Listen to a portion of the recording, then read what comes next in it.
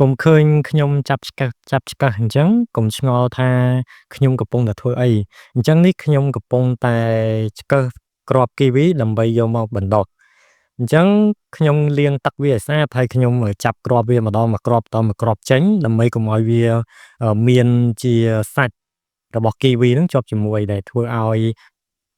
គ្រាប់របស់យើងនឹងដុះអត់ល្អអញ្ចឹងខ្ញុំធ្វើការបណ្ដុះគ្រាប់គីវីនៅក្នុងក្រដាសជូតមាត់ដែលមានប្រអប់បិទជិតមួយអញ្ចឹងជាដំបូងគឺខ្ញុំរៀបចំជាប្រអប់បិទជិតមួយដែលប្រអប់ហ្នឹងគឺអត់មានខ្យល់ចេញចូលទេ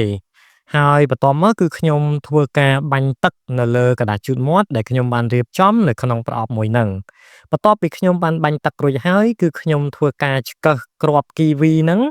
ចូលទៅក្នុងក្រដាសជូតមាត់ដែលខ្ញុំរៀបចំនៅក្នុងប្រអប់ហ្នឹងខ្ញុំឆ្កឹះម្ដងមួយគ្រាប់ដើម្បីឲ្យប្រាកដថាគ្រាប់គីវីហ្នឹងគឺវាអត់ជាប់ជាមួយនឹងសាច់របស់វាជាប់ទៅក្នុងហ្នឹងទេបន្ទាប់ពីខ្ញុំបានធ្វើការឆ្កឹះរួចរាល់ខ្ញុំនឹងធ្វើការពង្រាយគ្រាប់គីវីដើម្បីកុំឲ្យគ្រាប់គីវីទាំងអស់ហ្នឹងគឺវាប្រមូលផ្ដុំឬក៏នៅពីលើគ្នាច្រើនដែលធ្វើឲ្យនៅពេលដែលគ្រាប់គីវីដុះ